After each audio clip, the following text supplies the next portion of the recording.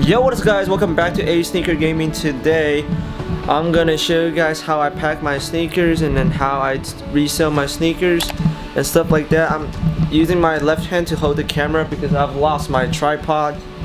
The thing that connects the tripod with the camera, I've lost it, unfortunately. But I'm just gonna show you guys how I pack my sneakers, how I manage my orders and take my photography and stuff like that. So let me show you guys real quick.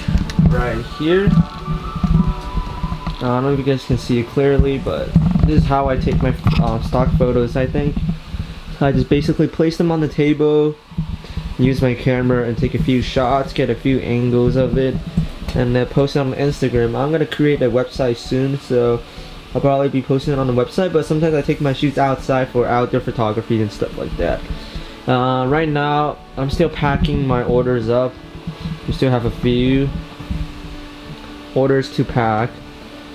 Normally I have way more orders, but today it's not that bad. It's not that heavy workload. And then those are the boxes. So if you can find the exact shipping boxes, it saves you a lot of money, because I'm located in Taiwan, so most of the time I ship it to the States and Europe, and it's quite expensive, to be honest, if the box is in the wrong dimension.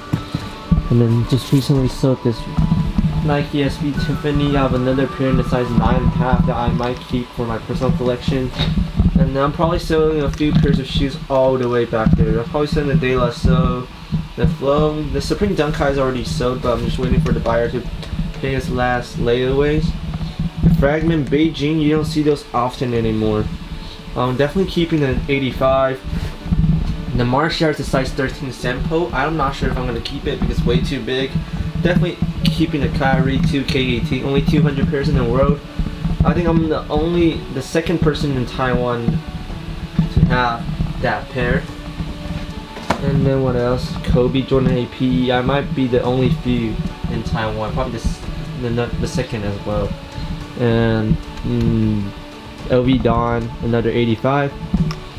Platinum and Solar. I didn't get the Red Octobers, unfortunately. Found a DS pair for I think 7K, but that guy sold it. Fragment 9.5 without the box. I have another one inside on the stash over there. Supreme 98 might sell these because I don't wear them often. It's OGR. And Travis's, those are pretty nice as well. And we got some Union, and then I have way more Union 4s in the States. So these are the only few that I have here in Taiwan.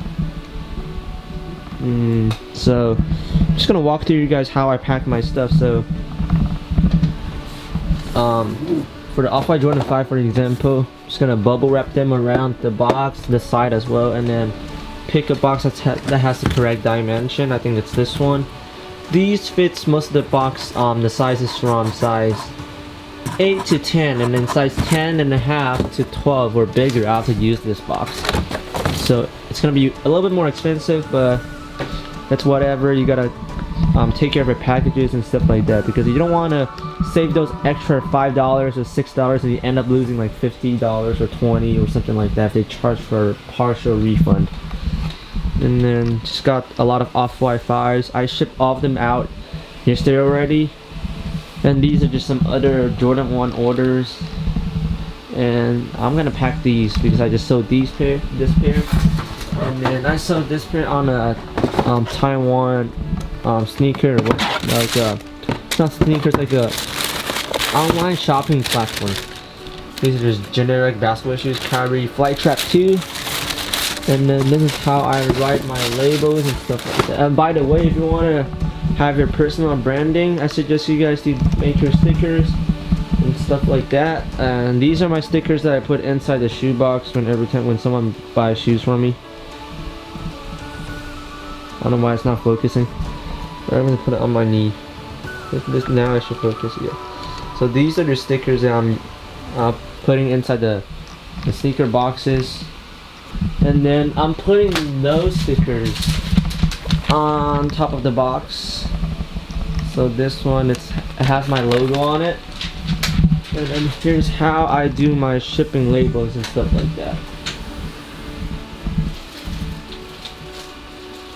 Not DHL. I'm gonna try to see if I can open up like a DHL business account I heard it saves a lot of shipping time and money. So this is the shipping label in Taiwan. It looks like this. I can't say that I have a really successful business, but I have somewhat of a following. Not that much, honestly, but it's really easy to sell sneakers once you start building up your client base and stuff like that. It's really easy to sell sneakers. So when you're first starting, one of the most important thing is you gotta build up your reputation, and then once you build it up, and once you start posting it consistently on your Instagram, Facebook, your website, or whatever, I'm not sure if there's any other platform that can sell sneakers. I think Twitter, Snapchat maybe. If you start building up those platforms, once you get more customers, you get a good cash flow, and stuff will become easy for you for sure. Because when I first started, there's a lot of back and forth between the from the buyer to the seller. So I gotta send them pictures, and they were like, "Do you have references?" But when I first started, I don't have references, so I gotta do PayPal invoice. But right now, once you build a reputation, you can do like Zelle, PayPal gifts, and stuff like that. It saves a lot of time, hassle, and saves fees as well. So you just gotta build yourself up, and then once you get a big following, I think you guys should create a website. That saves more time because you can just put the stuff you have on the website, and then they pay for it, and then you just ship it. It's really simple.